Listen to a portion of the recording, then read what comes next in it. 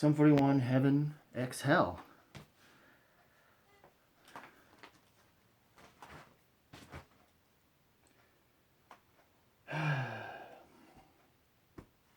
Heads down. Heads down, everyone. Serious moment. I review the kazoo salute for one of the greats of the 2000s has now fallen. And by that I mean they're done as a band. Not made a crappy album, because it's not. I'm just gonna make that clear right now. All right. Salute to one of the greatest 2000s pop punk bands that ever got us into metal.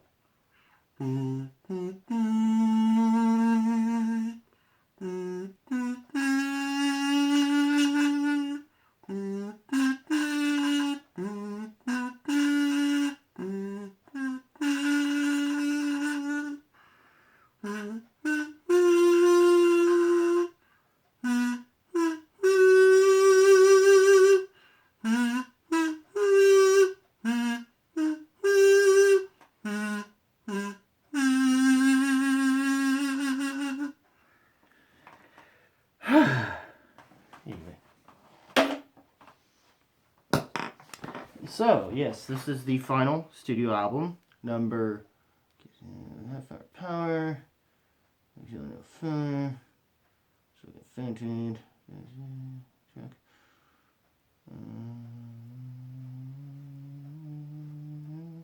Ninth. I believe it's the 9th studio album from this band. Well, maybe you could technically say 10 since it's a double album, but you know. But yeah, the band said this is the mix between their pop punk side and their more thrash metal side. I think a better way to describe this is more the softer, more punkier side, and the more metallic lenient, heavier side of the band. Basically, in a sense, what Sum 41 is doing with this record is, in a similar sense, thematically speaking, reminding me of a particular Demon Hunter double album situation that I did, talked about years ago. That's kind of what this is, but for like Sum 41, as opposed to what Demon Hunter was doing, where they kind of got their heavier, more metalcore side, and then they're just focused on their more melodic side on another record, and somehow for them that actually worked in their favor, and I'd say this kind of does as well. But everything's worked for them, and they've been solid, even more solid and consistent than I would say Demon Hunter, even though Demon Hunter has remained, in my opinion, one of the more solid and consistent ones given their affiliation as a Christian metal band. But in terms of Sum 41,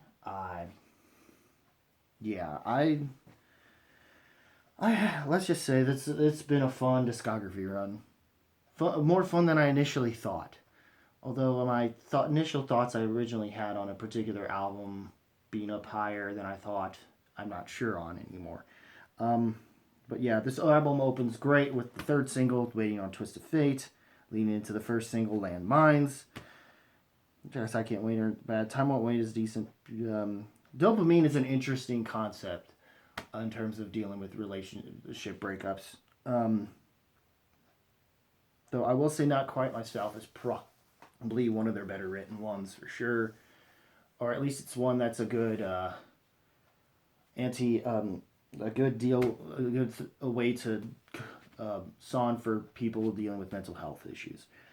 Johnny Libertine, I guess, is them essentially attempting to do like a Sainte Genevieve but way more punk rocky about it, I guess you could say. It's okay. Radio Silence, which ends the Heaven disc, is decent. Though I will say the opener for Hell, which is weird and probably the weakest track on here, is that intro for that one. See, it's Celery. I'm guessing that's French, Canadian, or some shit. yeah, I don't think we really needed that to lead into Rise Up. I mean, if anything, you could have just, sort of extended it into Rise Up. I made an extended version with that instead, but I think, but then again, it probably would have hurt the track, so I understood why you separated it, but I don't, we didn't really need this track to open it. I feel like that was just unnecessary. Um, During these times is pretty good. I don't need anyone's good. Over the Edge is nice. Liars is nice. I think You Wanted War is definitely one of the highlights of this disc.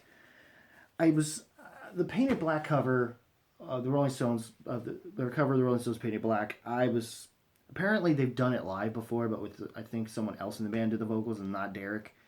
From what the comments on this was telling me, and honestly, I've kind of grown to like this track a little bit better than my first initial one, where I just kind of chuckled and laughed and was kind of like, I don't know about this, but it grows on you, and I feel like it's probably better when it's not in the context of the record. I think, and it's just on its own, I guess, for as a cover, it's not bad. Um, it's on these decent, I guess, the follow up, but to me,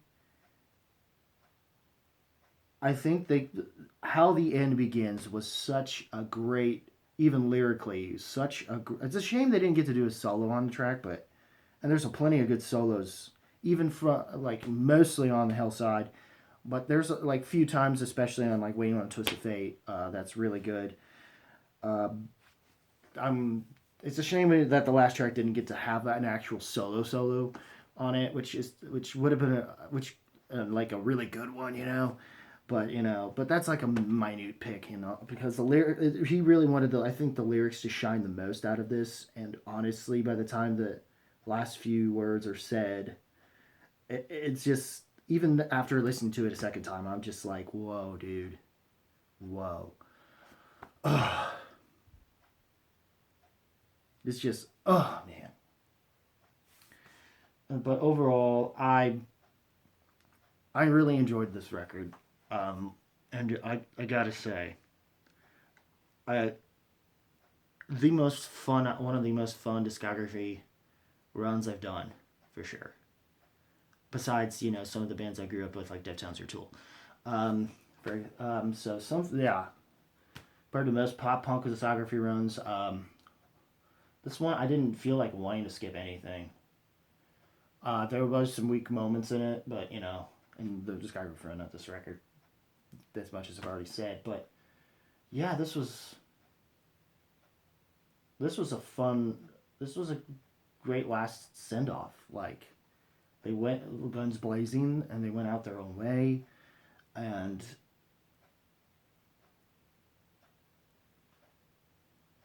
uh, I should have known this is how the end begins. How we all should have, Derek. We all should have. But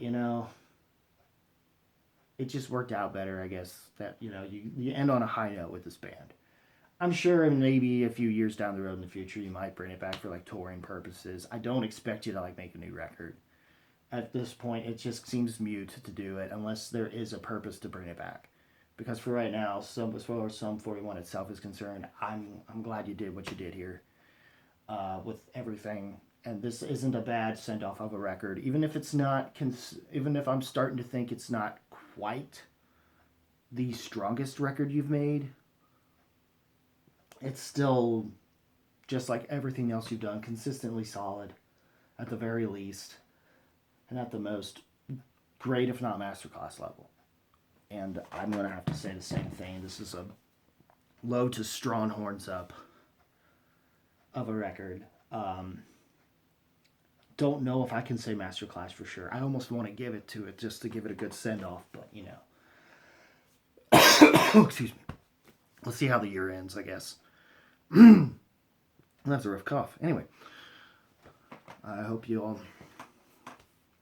Sorry, but yeah, I'm just beside myself. It's like even the last track's just still like just it's hard to sink in that this is it, even though I never got a chance to really, I grew up to the band, but I never had a chance to really like deep dive into the records, and until I could be old enough to be able to purchase most of them, and or at least in this case stream them in this case. But the only album I still have is 13 Voices.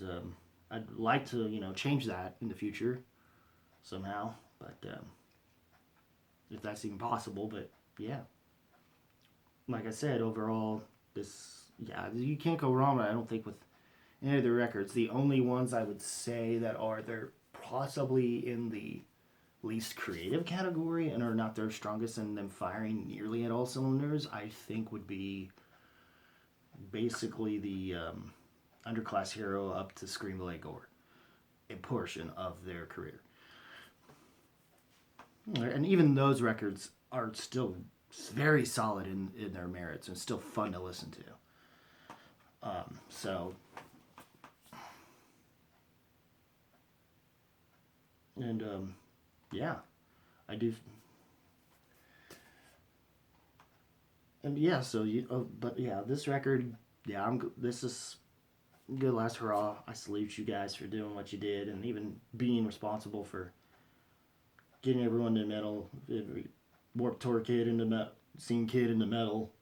Hopefully, whether it be the more traditional or thrashier stuff, or even into much heavier or possibly darker gateways as well, and even to the point of being responsible for easy core, or as certain people might say, whether or not they're haters or not. Warped core would be a term. I'm surprised that hasn't been coined in the same way that people use octane core for the more butt-core stuff, or the more post-grunge lenient, radio-ready hard rock stuff, which this kind of leans into that, but not like dumbfounded shit. It's more that pop punk side of it. A lot of hardcore lenient stuff, which is what, like, I believe even, I'm trying to remember the band, but was Fluff's band before he left. They were influenced by Sum 41 as much as Offspring and stuff like that, and this was really good. This was another really good, solid release from them. So, but overall, what did you guys think of this? Was it a good last hurrah for you guys? Is it still staying a little bit? Leave a comment below, let me know. I'll probably pin in the comment section the review, the discography ranking thing post in there, probably. So, yeah, overall, that's about it, guys. And other things I'll probably do, I think I'm going to try to do one for Melvin's. Just go through on and probably talk about the new record. I'm not expecting too much on that one, though, compared to this, but we'll see what happens. And then maybe some other things will happen in between. Probably do a catch-up from March. But other than that, what did you guys think of Heaven and Hell? Leave a comment below, let me know again. As always, guys, keep it random, keep it real, keep it rocking. I'll see you in the next video. Take care, y'all. Same to you, Sum 41. Take care. Thank you for all the good music you've made. And, yeah. Still, that final track just still hits pretty hard.